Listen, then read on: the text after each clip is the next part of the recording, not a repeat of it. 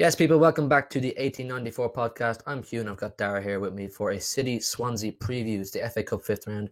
We beat Birmingham, we beat Cheltenham, and now we're into this game with Swansea, who will be using this as a cup final. They'll come all guns blazing, and it'll be probably their biggest game of the season so far. And it would have been great for them to have fans there. We beat Swansea in the cup a couple of years ago, Dara, if you remember, with two probably, I don't know if they're undeserved, but fluky goals. If VAR was there, we may not have got them. Do you remember the game I'm talking about? I remember the game very clearly. Yeah, it was. I think Aguero scored two. Yeah, he did. I think he might have come on as a sub and saved the game for us. Yeah, he did. Yeah. So this game tomorrow night is, in my opinion, an opportunity to play some players that maybe usually wouldn't get minutes on the pitch in the Premier League, or players that would usually just play in the cup, like Stefan, Doyle, maybe Torres. I want to talk a little bit about Tommy Doyle. I think he's at a stage in his career similar to what Phil Foden was at maybe 2 years ago. We obviously don't know how good Doyle's going to be yet because he hasn't played it enough, but he's at that stage where you just give him a few minutes in the Premier League, maybe here and there. Plenty of time in the cup to show what he can do against the adults. What would you like to see from Tommy Doyle tomorrow night? Should he start? And do you think he should start? I think he should definitely start. Yeah, I think he'll. If we pack enough experience around him as well, he probably gets full 90. If we have enough on the pitch to see it out, and then have him in there too, I think he could get full 90. I think, like I said, we haven't seen enough of Doyle to know just exactly how good he will be. But I saw some stuff from Doyle against Cheltenham in the 3-1 win in his 60 or 70 minutes, whatever it was he got, to show that he's definitely got some great attributes. I noticed one thing in particular was his set pieces. He's got a great whip of the ball. He's obviously been spending a lot of time with Mr. Whippy. And it was causing trouble for Cheltenham defence. Other than that fella, Ben Tozer, who's playing at centre-half, I think we might have got a few headed goals. The greatest match of his career. Yeah, he had the greatest match of his career, but that's what Tommy Doyle brought to the game, and he was controlling enough in the middle of the park. So I think keep giving him minutes in the cup in these games, with balance of experience around him, which I would like to see the experience behind him. Fernandinho, Rodri played against Liverpool in that great win. I think give him a rest and bring Dino back in. Would you like to see Dino? Yeah, I think bring him in definitely, because obviously, like you said, Rodri played well against Liverpool. We have Spurs, we need him in there for that. So. Yeah, and bring his leadership in as well to get us through this big cup tie.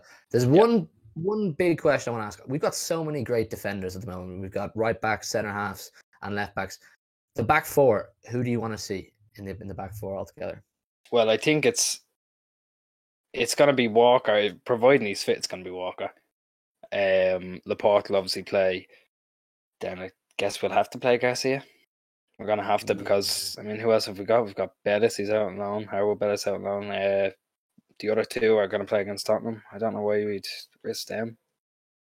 Yeah, it's almost getting annoying now, because we know Garcia. You wouldn't even call him really a City player anymore. He's just there to stay fit. While he waits for his contract at Barcelona. But I think you're right. I think he will play against Swansea, because Pep likes Garcia. Clearly, even since Garcia said he wants to leave desperately, Pep still continues to play him in games like this. And I think he'll play tomorrow night. The left back position is obviously one that gets a lot of talk from City fans. I personally think we're going to see Mendy. I do not like Benjamin Mendy in a Manchester City shirt. I've had enough of the guy. I wash my hands. I know we should always support our players, but I've had enough of the guy. He's never fit. He when he does play in the big games, he's usually useless.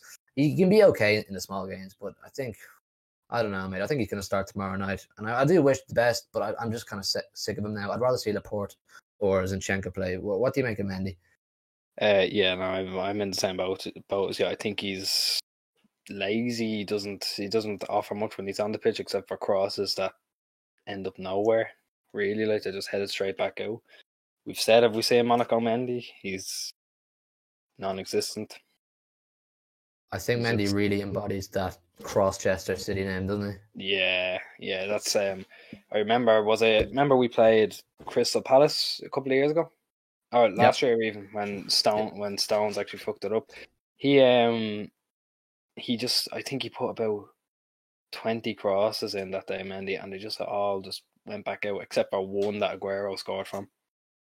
So the thing with Mendy is he's obviously been really unfortunate with injuries, and it's obviously affected his confidence massively. And he's been in a little bit of controversy as well throughout the pandemic, which probably doesn't do him any favors. But I think there is a good player somewhere in there. I just don't think it's going to happen at City. I think he's cursed at Manchester City. I think maybe it's time he moved on. But I don't know who's going to pay his wages. He's obviously a massive wages, and God knows what contract he's on. I think he's on I'd say he'd be on affordable wage, affordable enough to be able to ship on a cup price. Well, bear in mind when we got him from Monaco, he was one of the most sought after left backs in the world. So in order to get him, Manchester City would have come in with the big bucks and said, "We'll give you big money." Because in fairness, we were expecting possibly the best left back in the world to come to our club. Yeah, true. Yeah, I didn't take into account his reputation. So his reputation at the time, him and Bernardo were absolutely tearing it up in Ligue 1. Yeah, sure, they tore us apart, didn't they? They did, exactly. And fair, he was sick, Mendy, at that time. Yeah. But I think his race is run at City. But let's talk a little bit about the front. We've gone for our predicted lineup with Jussi at the very end of Torres on the left wing, just in front of Mendy. I think Torres has shown in stints since he's joined Manchester City that he's got some great attributes. And I think given more time and more of a run on the team, we'll see more of that. And I think tomorrow night is a perfect chance for him to express himself, show what he can do, and have a run of the defence, show his attributes. What do you make of Torres? Yeah, like you'll see, we've gone with a front three that can be very fluid, the other two can dip into the same position, so you can go into the other positions as well. Like it's I think that'll definitely benefit him. And he's been good since he got here. Obviously you saw with Sheffield, you saw against Burnley. Burnley in the cup, I thought he was brilliant in those two games.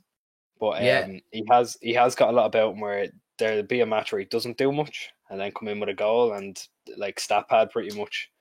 So maybe we can do with him being a bit more influential. So we'll see what happens if he starts him. I think with players like young players, it's important to give them good decent runs in the team, not just cup games, and I'd like to see Torres get a bit more run in the Premier League as well, and maybe the Champions League, because he does bring. I was actually Sorry, go on. You go on. I was actually calling from the start at Anfield. So. You back him?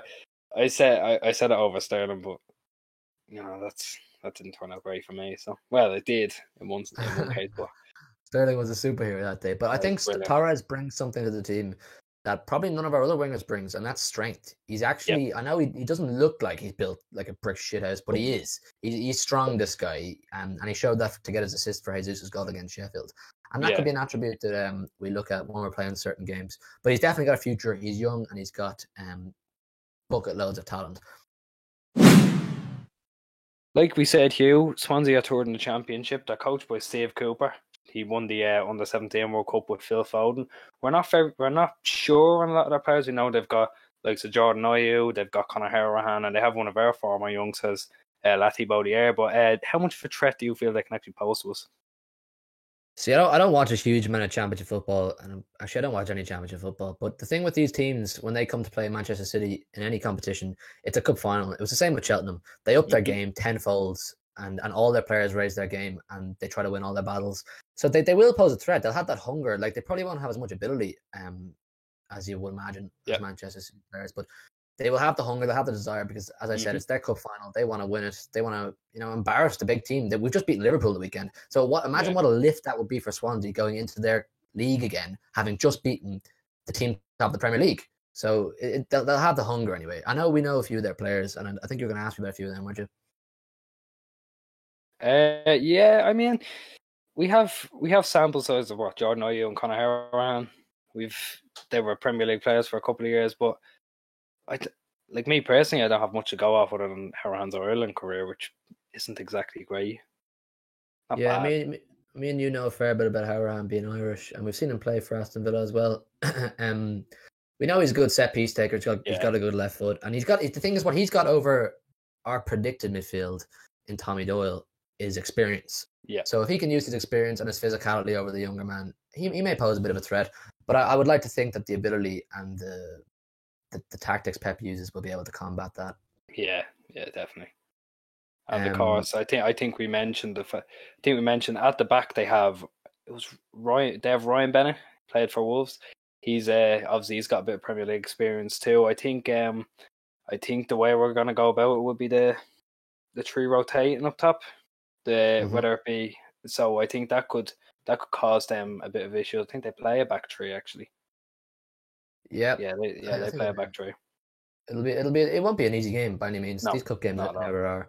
But we're gonna put our full predicted lineup on the screen now. As always, if you agree with us, let us know. If you think there should be some changes, let us know in the comments. We like interacting with you guys. We're gonna wrap it up there. We're looking forward to seeing this game. We'll have a review up as well. Hopefully the night of the match, or else the day after, depending on when our editor gets it edited. Leave a like on the video. The support's been great recently, and subscribe. We're still on the road to 100. We're trying to hit that. That's our first big target, and we would really appreciate it if you could help us on that journey. So thanks for watching, guys, and we will see you in the next one. Cheers, lads.